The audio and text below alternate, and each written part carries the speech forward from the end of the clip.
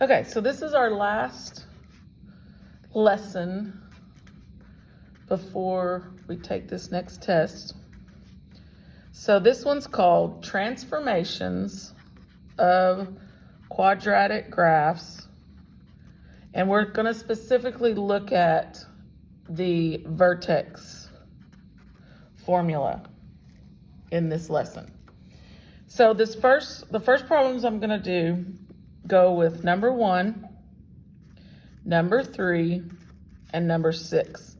And these are basically going to be review problems of graphing way back in the first of chapter 4 when we first graphed a parabola, a quadratic graph.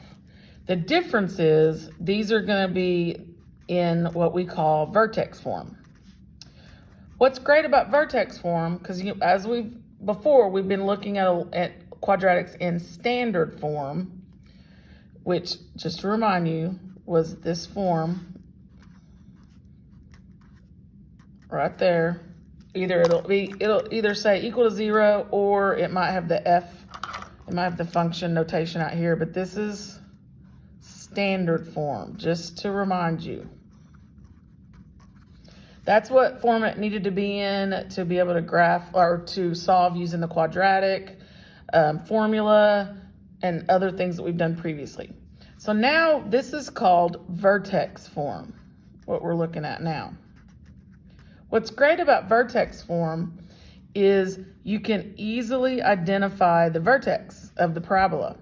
And that is by looking at this number and that number. Because vertex form is x minus h squared plus k.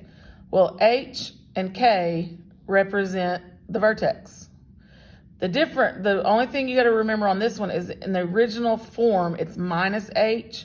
So when you pull out this number for the vertex, it's going to be the opposite. So since in the form it's minus, in our problem for this one it's plus, this one will be -2. If it was in there as minus something, then it would pull out as a positive. So that's the only thing you gotta remember about the vertex form is when you pull out this h number, which is the first number of your vertex, it's the opposite of what it is. So if it's plus, it comes out as a negative. If it's minus, it comes out as a positive. So my vertex is -2, 4. So remember what the vertex is. That's the beginning, kind of the beginning point of a parabola. So now the instructions on this are going to say plot 5 points. And if you remember, back when we first graphed parabolas, you had to do that. And we'd make our table, and we would always put the vertex in the middle. Because remember, a parabola is a U shape. So you're going to, it's symmetrical because it's got this axis of symmetry. So remember, the vertex is right here. So then it's going to go up symmetrically on each side, or it might be flipped the other way. It might go down. But you want this vertex in the middle, and then you can see what goes to the right and what goes to the left. So when we go to the left, those are going to be the two numbers smaller than -2. So that means we're going to go -3, -4. When we go to the right, those are going to be the numbers bigger than -2. So you're going to go -1, 0. And then remember, this thing's symmetrical across. So wherever these points are, whatever I get here for y, that's the same here. Whatever I get here, it's the same there. So when I do this table, I really only have to do either -1 or -3, one of those, and then 0 or -4. Well, I'm going to do these bottom two because they're the smaller, easier numbers. So now you go back to your original equation that was in vertex form, right there, whoops. Go back to the original, and now you substitute in -1 for our first one. So we're going to put -1 where, whoops, let me put that parentheses there. We're going to go -1 where the x is, plus 2 squared plus 4, and then -1 plus 2 is 1. 1 squared is 1, because 1 times 1 is 1. So 1 plus 4. So negative 1 should be 5. That means if negative 1 is 5, then negative 3 is 5. Because that's like, it would be like if it was here and here, those two. They're in line with each other, so their y's are going to be the same. Okay, the last one is 0. This one should be easy. You're going to put a 0 there for x this time. And then this time 0 plus 2, 2. Then 2 squared is 4. So then 4 plus 4, 8. So if 0 is 8, negative 4 is 8. Again, symmetrical. Think of this one as the 0. So 0 is 8, so it's in line with this one. So that one's got to be 8. So now we have our numbers.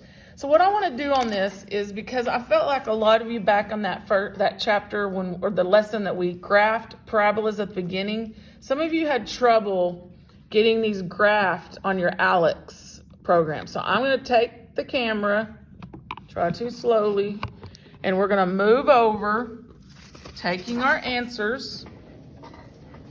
We're going to move over to the program.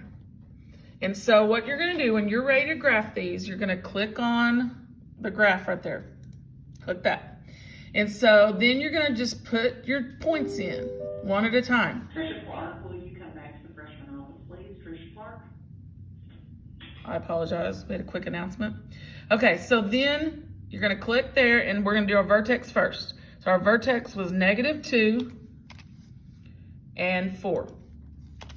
And then, see, it already put it over there, but you say plot the point, and then it takes it off there so you can do another one. So there's your vertex on the graph.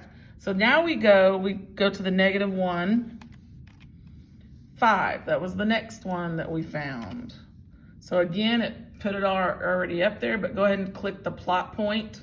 Click that green button, and there it is on the screen. Okay, now we go to, let's do the negative 3, 5. Plot, and there it is. Then we go to 0, 8, which was our next one we found. Plot the point, and then negative 4, 8. Okay, so you get it all on there and you look at it, kind of make sure it's all symmetrical. And then, moment of truth, we're gonna check it. Oh, that was good that I forgot that. Once you get your points plotted, you have to go here, because it just reminded, that's what that little message was that came up. Then you're gonna go here and you're going to click that. Now, some of you on that lesson 4, that first lesson that we did, some of you ended up with, like you had your parabola, but then it went up and then it looped down. And over here it did the same thing. What that meant is some of your points were not symmetrical across. And that's what that does. When you have a point, like maybe this point was too high, maybe it was up here, maybe this one was too low, and that's what you'll get when your points are not. They need to be symmetrical across, and then it's symmetrical down the middle, because you got to imagine you got a line of symmetry through the middle. But let's try that now that we have the lines drawn. And that is correct, and it'll show you correct, and that's how you're going to do. Remember, this goes with numbers 1, 3, and 6 on this 4-7 assignment.